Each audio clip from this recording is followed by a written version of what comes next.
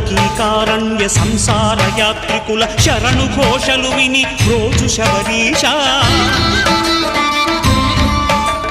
పాపాలు దోషాలు ప్రక్షాళనము చేయు పంపా నదీ తీర ఎరుడే నివాస నియమాల మాలతో సుగుణాల మెట్లపై నడిపించి కనిపించు అయ్యప్ప స్వామి సంక్రాంతి సజ్జోతివై అరుదించి మహిమలను చూపించు మణికంఠ స్వామి